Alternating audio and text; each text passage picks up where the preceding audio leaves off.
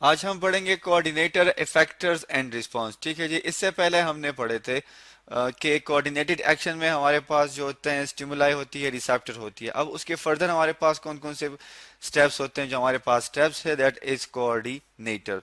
अब कोऑर्डिनेटर हमारे पास क्या है? कोऑर्डिनेटर जो है हमारे पास ये क्या होते हैं जी? ये हमारे पास ऑर्गन्स होते हैं। ठीक है। अब ये ऑर्गन्स जो होते हैं ये क्या करते हैं? ये रिसीव करते हैं किस चीज को? इंफॉर्मेशन को। ठीक है। अब ये इंफॉर्मेशन कहाँ से आई? इंफॉर्मेशन जो है ये रिसेप्टर से आती है। ठीक है जी। रिसेप्टर के बाद जब इंफॉर्मेशन जो है इनके पास आ गई तो ये क्या करेंगे जी? ये इसको सेंड कर देंगे। जब इंफॉर्मेशन को ये रिसीव कर लेंगे तो इसी इंफॉर्मेशन को ये सेंड कर देते हैं कहाँ पे? Towards the particular organ. हम यहाँ पे लिख लेते हैं दैट इज पर्टिकुलर, एक मखसूस किस्म के ऑर्गन के पास उसे ये मुंतकिल कर देंगे ताकि एक्शन जो है वो परफॉर्म किया जा सके। अब हमारे पास ये है कि दो तरह की कोऑर्डिनेशन होती है। कोऑर्डिनेटर हमारे पास दो तरह के हैं। ठीक है। एक को हम कहते हैं जी दैट इज नर्वस सॉरी, इस एक को हम कहते हैं नर्वस कोऑर्डिनेशन। मैं यहाँ पे लिख लेता हूं that is NERVOUS, nervous coordination. ठीक है। अब ये कोऑर्डिनेशन जो है जैसे कि इसके नाम से हमें पता है ये किसके थ्रू होगी जी? ये हमारे पास होगी न्यूरॉन्स के थ्रू। ठीक है। हम यहाँ पे लिख लेते हैं। इसमें हमारे पास डिफरेंट टाइप ऑफ न्यूरॉन्स जो होते हैं वो इन्वॉल्व होते हैं। दूसरी टाइप जो है हमारे पास वो क्या है? वो हमारे पास है जी केमिकल कोऑर्डिनेशन। ठीक है। अब केमिकल कोऑर्डिनेशन हमारे पास किस तरह होगी? केमिकल कोऑर्डिनेशन जो है हमारे पास ये होती है किसके थ्रू? ग्लैंड्स के थ्रू, हार्मोन्स के थ्रू। ठीक है। किसके थ्रू होती है जी? That is with the chemicals. हमारे पास कौन से होंगे? हार्मोन्स होंगे। तो हम एक डायग्राम देख लेते हैं जिसमें हमें ग्लैंड्स का पता चल सके कि ग्लैंड्स किस तरह होते हैं, उनका स्ट्रक्चर किस तरह का है और वो किस तरह के कोऑर्डिनेशन में हमारी हेल्प करते हैं। ठीक है जी। अब हम एक डायग्राम ले आते हैं जिसमें ये हमारे पास एक डायग्राम आ गई। अब आप इस डायग्राम में देख सकते हैं हमारे पास अगेन क्या है? हमारे पास किडनीज है और वही किडनीज जो है उनके ऊपर आपको जो है एक स्ट्रॉच ऑफ सॉरी, किडनी नीचे वैसे भी लेबल है, एक लेबल डायग्राम है, हम उसी को इंसर्कल कर लेते हैं। ठीक है।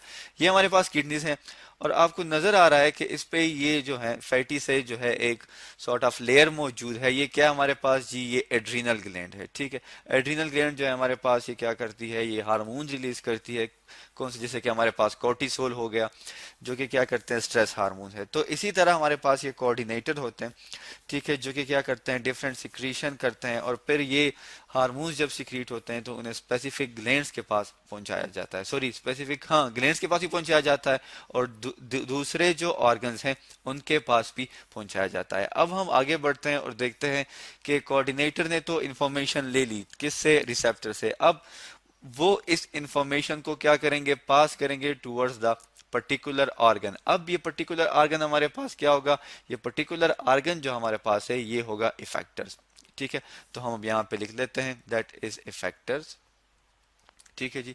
अब इफेक्टर्स को हम किस तरह डिफाइन कर सकते हैं? ठीक है। इफेक्टर्स को हम इस तरह डिफाइन कर सकते हैं कि कोई भी ऑर्गन हो सकता है, ये कोई भी मसल्स हो सकते हैं। ठीक है। हम लिख लेते हैं ये भी ऑर्गन होगा, सॉरी ऑर्गन होंगे, एन ऑर्गन, या ये हमारे पास क्या हो सकते हैं? मसल्स हो सकते हैं। ठीक है। ऑर्गन हो सकते हैं, सॉरी ग्लैंड्स हो सकते हैं, इसके अलावा ये मसल्स हो सकते हैं। ठीक है। जो कि क्या करेंगे? जो कि रिस्पॉन्स शो करेंगे किसकी तरफ? Toward the stimuli. ठीक है जी। अब हमारे पास स्टिमुलाई के पास सॉरी स्टिमुलाई को रिस्पॉन्स करने के लिए हमारे पास क्या है? That is effectors. अब इफेक्टर्स जो है हमारे पास, हम ये भी कह सकते हैं कि इफेक्टर क्या है? ये रिसीव करते हैं मैसेज को किस से? From the coordinator. हम लिख लेते हैं यहाँ पे क्या करते हैं जी? ये रिसीव करते हैं किस चीज को? इंफॉर्मेशन को, इतलात को। इंफॉर्मेशन इतलात भी हो सकती है किसी भी किस्म की कि भाई ये चीज जो है हमारी बॉडी के लिए ठीक नहीं है तो ये क्या है जी? तो ये रिसीव करेंगे इंफॉर्मेशन किस से? कोऑर्डिनेटर से। ठीक है। हम यहाँ पे लिख लेते हैं दैट इज कोऑर्डिनेटर। हम इसको एक साथ भी लिख सकते हैं और सेपरेटली भी लिख सकते हैं। अब अगेन ये जो है इफेक्टर जो है इनकी तरफ मैसेज जो है, अगर वो इंफॉर्मेशन हमारे पास जैसे कि हमने यहाँ पे पढ़ा कि वो कोऑर्डिनेटर के थ्रू आ रहा है तो या न्यूरॉन्स जो हैं ये इंफॉर्मेशन लेके जाएंगे इफेक्टर्स की तरफ, और या फिर जो है हमारे पास जो हार्मोन्स हैं ये इंफॉर्मेशन लेके जाएंगे किसकी तरफ? Towards the effectors. अब हम एक डायग्राम ले आते हैं जिसके थ्रू हमें पता चल सके कि ये सिंपल सा या ये जो फंक्शन परफॉर्म हो रहा है बॉडी में ये किस तरह होगा, और हमें एक ओवरव्यू सा भी मिल जाएगा। अब जब हम बात करते हैं किस चीज की, जब हम बात करते हैं इफेक्टर्स की, तो आपको इस डायग्राम में नजर आ रहा है कि यहाँ पे एक बंदे के सामने जो है, ठीक है, ये हमारे पास एक ह्यूमन बींग्स है, सॉरी एक ह्यूमन बीइंग है जिसके सामने पानी का गिलास जो है वो मौजूद है। अब इस बंदे को जी क्या हो गया, इस बंदे को थर्स्ट फील हो गई, प्यास लगी है। अब ब्रेन ने क्या किया, इसको डिटेक्ट किया कि सामने जो चीज पड़ी है ये क्या है, उसने आइस के थ्रू देखा कि ये पानी है, ठीक है।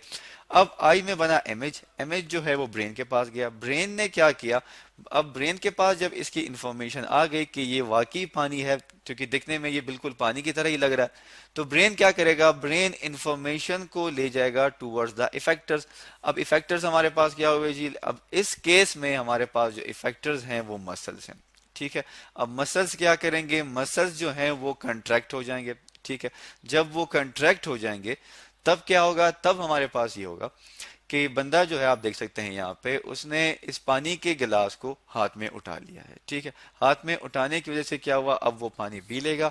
और पानी का पीना क्या है, पानी का जो पीना है ये हमारे पास that is known is the response, जो कि हमारे पास लास्ट स्टेप होता है। हम अब यहाँ पे लिख लेते हैं दैट इज रिस्पॉन्स। तो रिस्पॉन्स को हमने क्या किया था, रिस्पॉन्स को हमने पहले भी एक्सप्लेन किया था कि जब इफेक्टर जो है वो अपना मैसेज जो है वो क्या कर दे, परफॉर्म कर ले। हम लिख लेते हैं कि यहाँ पे कि जो इफेक्टर्स हैं हमारे पास, ठीक है, वो क्या कर ले, एक्शन को परफॉर्म कर दे, ठीक है। उसने एक्शन परफॉर्म कर दिया, इसको हम क्या कहेंगे, इसको हम कहेंगे जी ये हमारे पास जो है रिस्पॉन्स हो गई, ठीक है, दैट इज परफॉर्म। तो ये हमारे पास रिस्पॉन्स हुए। अब जो है हम आगे बढ़ते हैं और देखते हैं कि हमारे पास ये जो रिस्पॉन्स हैं, जो कि हमारे पास हो सकते हैं स्टिमुलस से लेके रिस्पॉन्स तक, कोऑर्डिनेटर, ये साइकिल हम बना लेते हैं ताकि हमें समझने में भी आसानी हो। तो सबसे पहले हमारे पास सेंस ऑर्गन होते हैं, ठीक है जी, हम यहाँ पे लिख लेते हैं सेंस ऑर्गन है। अब इस सेंस ऑर्गन ने क्या किया, इस सेंस ऑर्गन ने डिटेक्ट की किस चीज को, उसने रिसेप्टर्स थे उसमें मौजूद थे, रिसेप्टर ने इस सेंसेशन को, किसी भी किस्म की सेंस थी, ठीक है, sense of light, sense of touch, जो भी थी, उसको उसने ऑब्टेन किया।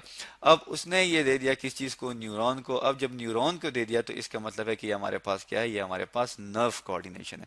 अब ये चला गया भाई न्यूरॉन किसके पास, ब्रेन के पास चला गया एंड स्पाइनल कॉर्ड के पास चला गया, ठीक है। हम यहाँ पे लिख लेते हैं brain and spinal cord. Brain और स्पाइनल कॉर्ड ने क्या किया, उसी इंफॉर्मेशन को अगेन जो है दे दिया किस चीज के थ्रू, वही न्यूरॉन्स के थ्रू, ठीक है, न्यूरॉन्स के थ्रू दे दिया। और न्यूरॉन्स के थ्रू अगेन हमारे पास ये किसके पास आ गया, इफेक्टर्स के पास आ गया, ठीक है। हम यहाँ पे लिख लेते हैं इफेक्टर। इफेक्टर्स हमारे पास क्या थे, कि हमारे पास ग्लैंड हो सकते हैं, ठीक है जी। ग्लैंड के अलावा जो है ये मसल्स भी हो सकते हैं, ठीक है। ये हमारे पास हो गई कौन सी कोऑर्डिनेशन, ये हमें कहेंगे हमारे पास नर्व कोऑर्डिनेशन है। अगर हम बात करते हैं किस चीज की, अगर हम बात करते हैं केमिकल कोऑर्डिनेशन की, इसके बीच में लिख लेते हैं हमारे पास क्या, दैट इज नर्वस कोऑर्डिनेशन, ठीक है। अगर हम बात करें किस चीज की, that is known as a chemical coordination. तो केमिकल कोऑर्डिनेशन में क्या है, हमारे पास रिसेप्टर्स होंगे जो कि क्या होंगे, जो कि कोई भी ग्लैंड्स हो सकते हैं, वो क्या करेंगे, वो सिक्रीट कर देंगे किस चीज को, केमिकल्स को, हार्मोन्स को। हम यहाँ पे लिख लेते हैं जी हार्मोन्स को किस चीज में रिलीज कर देंगे जी, उसे रिलीज कर देंगे ब्लड में। ब्लड में रिलीज करने के बाद जो है वो अगेन हार्मोन्स चले जाएंगे किसके पास, एंडोक्राइन ग्लैंड के पास चले जाएंगे, ठीक है जी। अब एंडोक्राइन ग्लैंड क्या करेगा, एंडोक्राइन ग्लैंड जो है वो अगेन रिलीज करेगा किस चीज को, हार्मोन्स को, ठीक है, किस चीज में, वही ब्लड में, ठीक है। हार्मोन को रिलीज कर देगा किस चीज में, अगेन उसी ब्लड में। और फिर वो हार्मोन जो है वो चला जाएगा टुवर्ड्स द इफेक्टर्स। अब इफेक्टर्स यहाँ पे हमारे पास अगेन कोई भी चीज हो सकती है, वो बोन्स भी हो सकते हैं, लिवर भी हो सकती है, और कोई भी दूसरी चीज हो सकती है। तो ये हमारे पास क्या है, ये हमारे पास केमिकल कोऑर्डिनेशन है। तो आज हमने जी पढ़ा किस चीज के बारे में, कोऑर्डिनेटर्स के बारे में पढ़ा, इफेक्टर्स के बारे में पढ़ा, और उसके अलावा जो है हमने रिस्पॉन्स के बारे में पढ़ा, ठीक है जी, कि किस तरह जो है कोऑर्डिनेटर अपना एक्शन परफॉर्म करते हैं, फिर इफेक्टर जो है वो किस तरह उस मैसेज को रिसीव करते हैं, और जब वो मैसेज को रिसीव कर लेते हैं तो वो किस तरह का रिस्पॉन्स शो करते हैं।